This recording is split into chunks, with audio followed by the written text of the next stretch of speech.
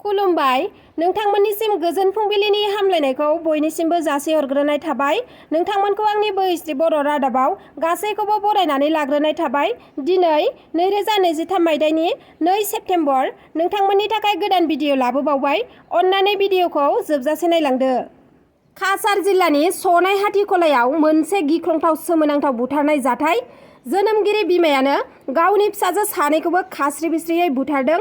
अन्थाइ बिखा बिमाया 1.5 बोसोरनि आरो 3 बोसोरनि उन्दै उन्दै सानै फिसाजोखौ दैयाव गारसोमनानै बुथारनायनि गोख्रों अजद थिखांदों। बे बुथारनाय जाथाया सोराङाव फैनायनि उनावनो ओनसोलाव दुंहाव थासारि सोमजिदों।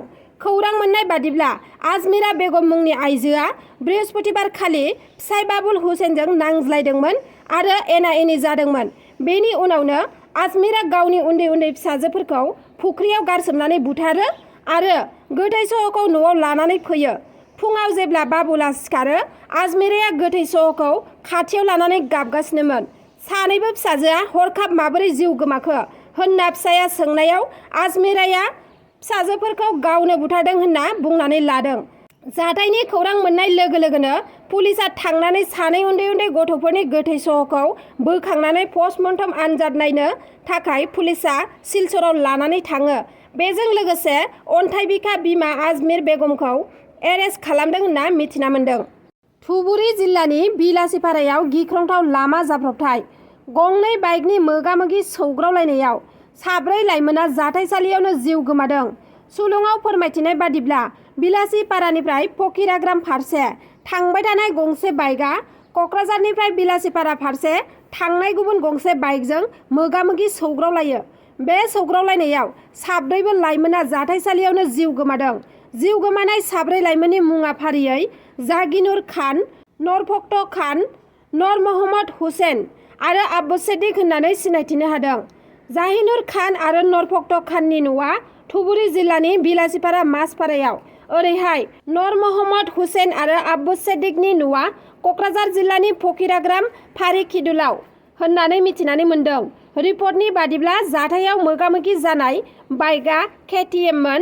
बेनिनो गंसे बाइकनि नाम्बारा AS19T4750 आरो गुबुन गंसेया नाम्बार गैया। बे जाथायनि बागै मिथिनाय लोगो लोगोनो पुलिसआ जाथायसालिसिम थांनानै खौरां लाहैयो आरो 4निबो गोथै सहखौ बोखांनानै बिलासिपारा थानायाव लानानै थाङो आरो बेनि उनाव पस्टमर्टम आनजादनि थाखाय दैथायहरनाय जायो। गुवाहाटीनि सिलचाख'आव इभेक्शन जादों। पुलिस आरो लकेल गावबुराफ्रा लोगो नांनानै 150 बिघा हाखौ इलिगेलै न' लुना थाग्राफोरनिफ्राय सेनो हाबाय एबा लाफिननो हाबाय। न' सिफायना होखारजाग्रा सुबुंफोरा पुलिसफोरनि हेंथा खालामनायनि थाखाय गोबां सुबुंफोरा हमजादों आरो गोबां आइजोफोरानो न' सिफायना होखारजानायनि थाखाय रागा जोंनानै पुलिसनि सिगाङाव लंथं जानानै धरना खालामदों आरो लंथंयैनो बेरेट खालामनायखौबो नुनो मोन्दों। जरहाटआव मोनसे सोमोनांथाव जाथाय जादों। बिस्तिबार खालि फुङावनो जरहाटनि लिसुबारियाव सासे जोनोम जागोदान गथ' मोनदों। सासे हौवा आरो सासे आइजोआ लामायावनो सोरबा सासे आइजोनो होना गालाङो। मिथिना मोननाय बादिब्ला बिस्तिबार खालि स्कुटिजों थांनाय हौवा आरो आइजोआ जि मेरायफबना लानाय मोनसे थफ्ला बायदिखौ दसे समनि थाखाय लामानि सासे सुबुंखौ हमना लाथ'नो होयो। लामानि सुबुङाबो मदद खालामनो होनना थफ्लाखौ हमथ'नायावनो हौवा आरो हिन्जावा खाथिनिफ्राय स्कुटिखौ गोसा सालायनानै खारलाङो। उनाव बे थफ्लाखौ खुलिना नायनायाव सोमोनाङो, मानोना बे थफ्लानि सिङाव गथ' गोरलैसो दङमोन। उनाव जायगानि मानसिफोरनो खोन्थानायाव लिसुबारि आउटपस्टनिफ्राय पुलिसफोरा थाङो आरो गथ'खौ देहा फाहामसालियाव लाना थाङो। गुबुन आइजोजों गाज्रि सोमोन्दो लाखिनायनि दायाव हमजादों इउपिपिएल दोलोनि सासे दैदेनगिरिया। रायजो राजाजों हमजानायनि उनाव आखाइ खबजबनानै निमाहा बिनो गोनां जादों इउपिपिएलनि दैदेनगिरि अरुण बरुवाया आरो उननि समाव माब्लाबाबो बेबायदि खालामनाय नंला होननानै खोथा होदों बिथाङा। इउपिपिएलनि दैदेनगिरि अरुण बरुवाया उदालगुरि टाउन कमिटि प्राइमारि इउपिपिएलनि आफादगिरि जानायजों लोगोसे उदालगुरि पौरसभा 2 नं वार्डनि वार्ड कमिशनारबोमोन। नाथाय इउपिपिएल दोलोनि बिबान गोनां सासे दैदेनगिरियानो समाज बेरेखा हाबा मावनायनि दायाव रायजो राजाजों हमजानो गोनां जादों, जायनि भिडिअ'आ समाज बिजोङावबो गोसारदों। जाथाया समाज बिजोङाव गोसारनायनि उनावनो राहा लादों इउपिपिएल दोलोनिफ्रायबो।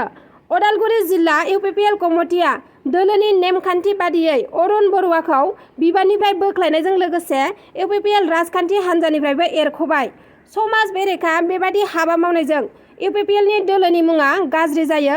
बेनिखायनो इउपिपिएलनि संबिधाननि बादियै अरुण बरुवाखौ इउपिपिएल दोलोनिफ्राय एरख'नायजों लोगोसे Udalguri town committee primary UPPL दोलोनि आफादगिरि आरो पौरसभा 2 नं वार्डनि वार्ड कमिशनारनि बिबाननिफ्रायबो बोख्लायनाय जाबाय होननानै फोरमायथिदों उदालगुरि जिल्ला इउपिपिएलनि नेहाथारि मनरन्जन शर्मा बिथाङा। मोनसे गिख्रंथाव लामानि जाब्रबथाय जादों। बे गिख्रंथाव लामानि जाब्रबथायाव 3 सुबुङा जायगायावनो जिउ गोमादों। गुजरातनि चटिला टाउनाव मन्दिराव गंसे गारिजों थांबाय थानाय समावनो 3 सुबुंफोरा गंसे मिनि ट्राकजों एक्सिडेन्ट जाना 3बो जायगायावनो जिउ गोमायो। थैनायफोरनि मुङा जाबाय हासमुख ठाकरकार 36 बोसोर बैसोनि, पिन्टु रावाल 27 बोसोर बैसोनि, दशरथ रावाल 26 बोसोर बैसोनि। नोंथांमोना भिडिअखौ नायजोबलांनायनि थाखाय रोजा रोजा साबायखर थाबाय। आरो जुदि नोंथांमोना आंनि भिडिअखौ नायनानै मोजां मोनदोंब्ला लाइक, शेयार, साबस्क्राइब खालामनानै हो, जाहाथे आं नोंथांमोननिसिम गोदान भिडिअनि आपडेट लाबोबाय थानो हायो। एसेनोसै, गोजोन्थों।